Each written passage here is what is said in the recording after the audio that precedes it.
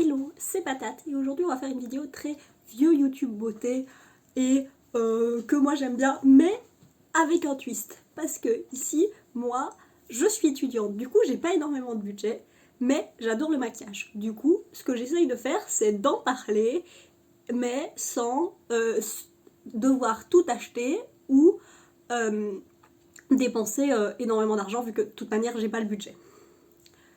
Aujourd'hui, on va faire une vidéo favori du mois de novembre en ce magnifique année 2020. Et moi, dans ce mois de novembre, j'avais besoin de me changer les idées et de faire des choses un petit peu plus chill. Du coup, je vais parler beaucoup de choses, je vais parler que de choses immatérielles parce que, bah, matériellement, j'ai pas des choses qui m'ont fait waouh. Du coup, je vais juste parler de choses immatérielles que à peu près tout le monde peut avoir accès et ça c'est bien. On va commencer par YouTube et la première catégorie que j'ai fait c'est YouTube chill. Donc ce sont des vidéos un peu plus tranquilles qui font juste être calmes. Donc la première chaîne, c'est une chaîne YouTube dont je vais parler entière qui s'appelle Hands Back Clinic. Naturellement tout sera en description dans le petit écrit, enfin voilà. Cette chaîne YouTube, elle parle de... en gros, ce sont simplement des vidéos où on voit des sacs de luxe qui sont remis à neuf. Donc ils sont en très mauvais état au début de la vidéo et à la fin de la vidéo, ils sont en très très bon état. Et c'est des vidéos très très calmes. Parfois il y a un peu de musique, parfois il y a juste les sons ambiants. Et juste à regarder, genre c'est juste satisfaisant et calme et, et, et satisfaisant. Satisfaisant et calme. Une autre chaîne YouTube qui est satisfaisante et calme, c'est Foo de Flower Horn, qui est une chaîne d'aquariophilie, je pense que c'est comme ça qu'on dit. En gros, il a des poissons, il fait des aquariums, et puis il met des vidéos avec des petits updates, etc. Et c'est trop bien. Il a un poisson qui s'appelle Dante, comme la comédie. Et c'est voilà, c'est juste calme. Il y a de la petite musique. Tu vois des petits poissons et des petites crevettes qui évoluent et c'est trop bien. En plus, il a des playlists pour chaque type d'aquarium qu'il a. Et du coup, on peut binge-watcher l'évolution sur des mois et des mois de ce qui s'est passé. J'ai oublié de dire, ce look est inspiré d'un maquillage de Maya Leonard. Je vais mettre la photo ici. Qui est bien plus douée que moi à prendre des photos. Mais voilà.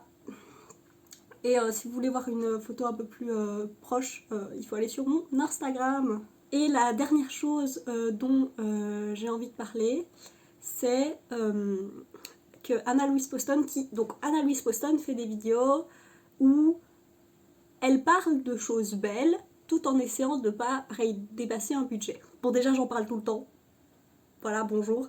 Je crois que je l'ai déjà mentionné genre 2 ou 3 fois. Mais ici je vais vraiment me poser pour parler de pourquoi Anna Louise Poston c'est trop bien.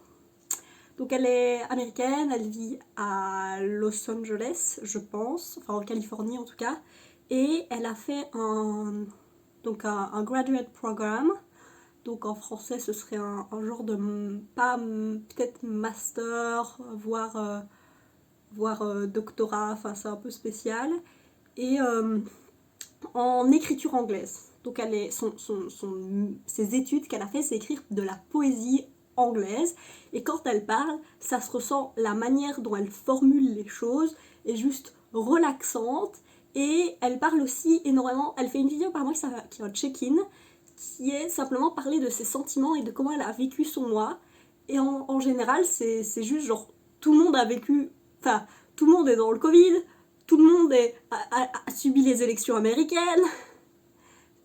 Voilà, c'est une pression qui est là pour tout le monde et ça permet d'avoir un peu quelqu'un qui exprime tout bien correctement et en allant vraiment chercher le fin fond des sentiments et c'est vraiment super agréable. Et là, elle a sorti une vidéo qui fait genre 1 heure sur... qui a un declutter. Donc elle a pris tous ses blush, bronzer et highlights. En français, tous ses blush, bronzer et enlumineurs. Et elle a simplement...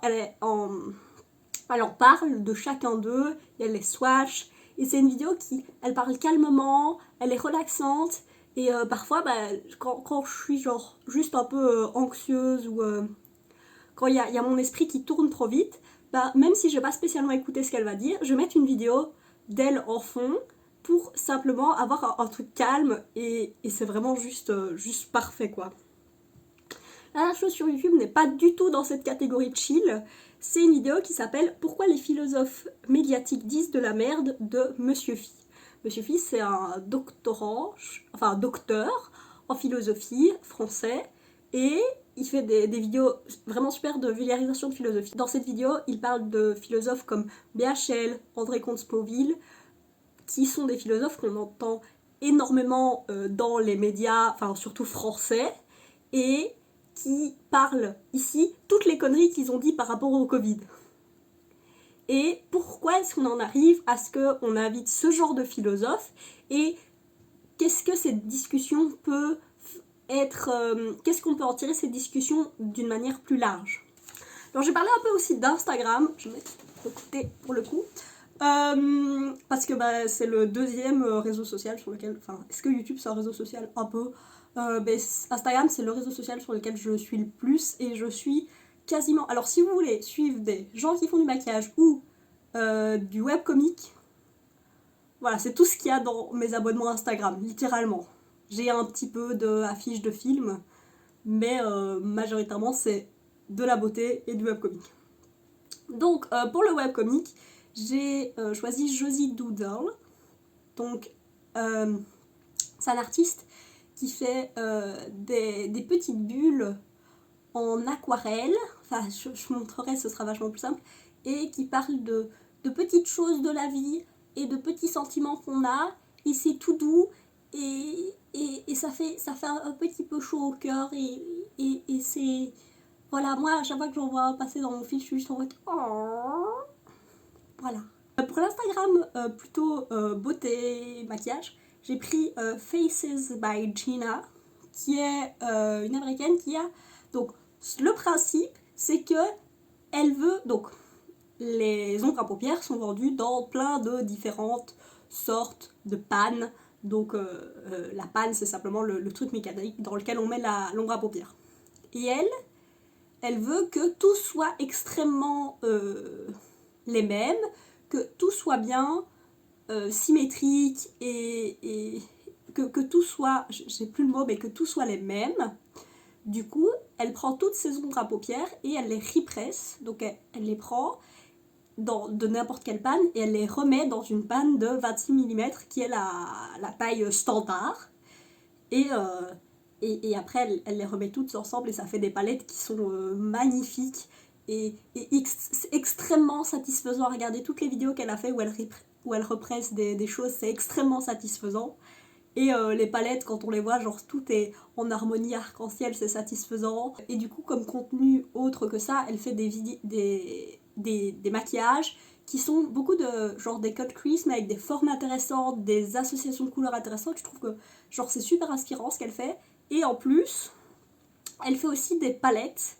Donc elle prend les ombres à paupières qu'elle a, individuelles du coup, vu qu'elle détruit toutes les palettes qu'elle a. Et elle va en faire des palettes en fonction d'un thème X ou Y. Et ça aussi c'est trop bien, c'est super inspirant de voir ces harmonies de couleurs qu'on voit pas spécialement dans des palettes qui sont vendues sur le marché. Et dans ses stories pour le moment elle monte des meubles et elle pose du papier de contact pour faire des jolis meubles à partir de tiroirs de cuisine Ikea. Et elle struggle, genre c'est compliqué, mais c'est drôle à voir, ça fait des petites stories tous les jours à avoir quelqu'un. Et souvent dans ses... Ah oui, pour les posts, quand elle fait des posts, lire les captions, donc les descriptions sont super intéressantes. Enfin pas super intéressantes, mais c'est juste drôle à lire. Et souvent elle fait des trucs genre elle vérifie que les gens vont bien, c'est genre un peu des checkpoints pour voir si on va bien. Et on peut aller voir d'autres gens qui, par exemple, dans le dernier post que j'ai vu, c'était qu'est-ce que vous faites quand vous vous sentez un peu mal. Il y a des gens qui étaient en mode oh, moi je bois du chocolat chaud, et ce genre de choses. Moi j'ai dit que je regardais, moi ce que je fais c'est que j'ai une fenêtre qui donne sur mon jardin avec un radiateur et je me pose sur le radiateur, enfin contre le radiateur avec une tasse de thé et je regarde les oiseaux dehors quand j'ai la flemme et que c'est l'hiver et qu'il fait noir tout le temps. Comme musique du mois, j'ai choisi, je vais me remettre au centre, comme musique du mois j'ai choisi How Do You Sleep de Sam Smith. Alors Sam Smith, moi aussi je pensais qu'il savait que faire des ballades au piano un peu chiantes, mais je me suis rappelé qu'il fut une époque où il avait fait genre La La La et je sais plus quelle autre chanson avec des producteurs qui savent faire des vraies productions autres que juste du piano et qui avaient fait des trucs super intéressants avec sa voix. Et là, je sais pas qui a produit la chanson, mais la production est clean as hell, genre c'est super, la production est nickel, Sam Smith est nickel dessus, et, et en plus, le clip, enfin moi j'ai fait un peu de danse dans ma vie, et quand j'étais plus petite, et enfin plus jeune, et le clip, la danse du clip est magnifique, et du coup, limite quand je vois, quand il y a des... Enfin, en gros, il y a des parties du clip où on voit des scènes qui ont été construites, etc. Pour représenter des idées. Je suis en mode, non mais remettez-moi les danseurs synchronisés, ils sont vachement plus mieux. Et dernière chose, c'est que je trouve extrêmement intéressant, enfin extrêmement importante, pas intéressante, c'est que Sam Smith est une personne non binaire, et je l'ai certainement mégenrée, et je suis extrêmement désolée. Sam Smith utilise ses prénoms they, them. Voilà. Et je trouve ça super intéressant et important que quelqu'un qui soit déjà installé dans la pop culture actuelle soit une personne qui soit non-binaire, et que ce soit pas... Enfin, les conservateurs ne peuvent pas aller dire « Oh, c'est juste une personne qui arrive à être célèbre parce que c'est une personne de la communauté LGBT+. » Non, il a été célèbre. Enfin, Sam Smith a été célèbre avant, et du coup, il est maintenant... Bah, Sam Smith va arrêter d'être célèbre, et du coup ça fait juste de la représentation et c'est super. Le jour où je filme cette vidéo, on est le 1er décembre, et ouais, clairement, normalement dans ma famille, on fait, enfin dans ma maison, on met les décorations de Noël, on essaye de regarder des films de Noël à partir du 6 décembre. Parce que c'est la Saint-Nicolas en Belgique, et du coup on fait la Saint-Nicolas, et puis après, c'est Noël. Mais au-delà de la dépression saisonnière, le monde il va pas bien, et même les politiciens belges racontent des bêtises. Du coup, on a juste besoin de trucs feel good et cocooning. Du coup, on a commencé à mettre un peu des décos de Noël, même si le sapin ne sera pas mis avant le 6. Ça, c'est non... ce n'est pas possible de faire autrement. Ma mère refuserait à jamais. Mais du coup, les choses les films que j'ai regardés et les séries que j'ai regardées, c'est des trucs genre juste cocooning. Donc j'ai relancé Jane the Virgin. Donc j'avais regardé Jane the Virgin, j'ai regardé la série quand elle sortait, donc de 2015, 2016 à 2019 peut-être, quelque chose comme ça. Alors le principe de Jane the Virgin, c'est que c'est une telenovela faite par des Américains. Alors qu'est-ce que c'est une telenovela ? Ce sont des séries qui sont majoritairement en espagnol pour un public latino. Moi, ayant de la famille au Portugal, j'ai vu des telenovelas en portugais du Brésil. Et le principe, c'est d'avoir ces telenovelas, ce sont des séries qui sont absolument... Enfin, dont le scénario est ridicule, qui est souvent basé sur un truc romantique, mais avec des frères jumeaux, qui en a un qui a pris la place de l'autre, et des gens qui sont en fait pas morts parce qu'on a tapé à côté, c'est le bordel. Le scénario n'a pas de sens, et dans les telenovelas, c'est des gens qui parlent un peu en faisant des actions très comme ça, et le principe de Jane the Virgin, c'est de prendre un scénario comme ça.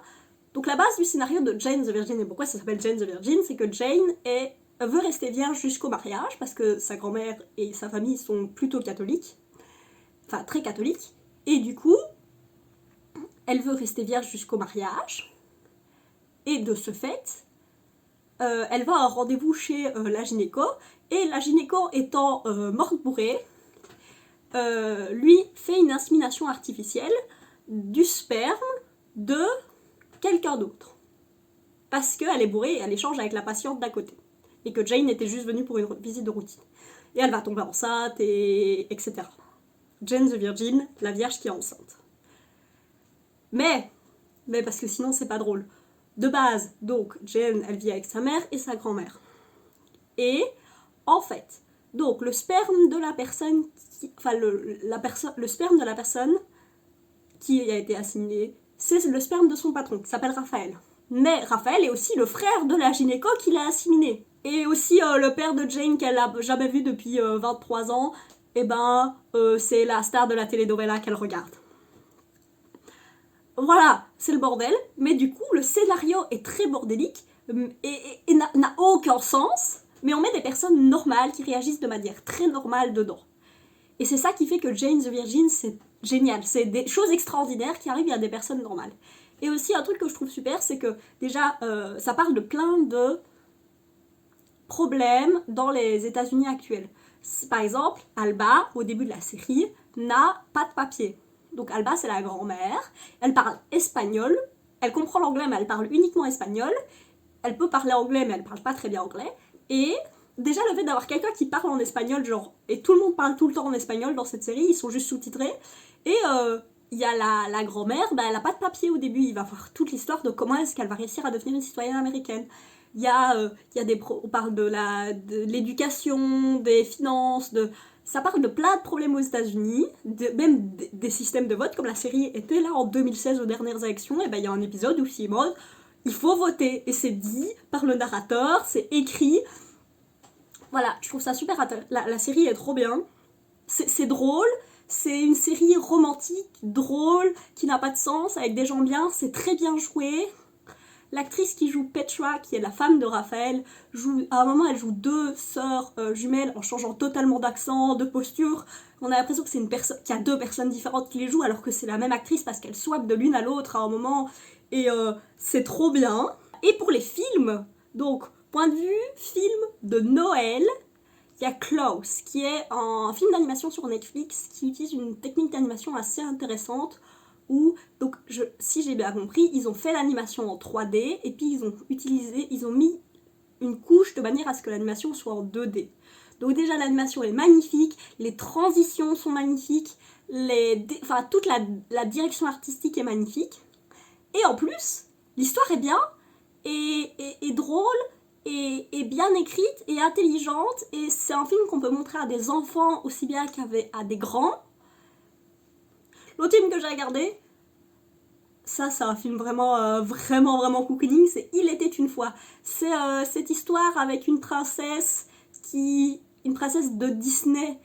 Alors, Il était une fois, je vais dire le mot, enfin le statement assez fort que pour moi c'est le dernier bon film live de Disney dans l'histoire des Disney classiques. Le début en animation vraiment comme les vieux Disney, avec des références à Blanche-Neige, Cendrillon, La Belle au bois dormant.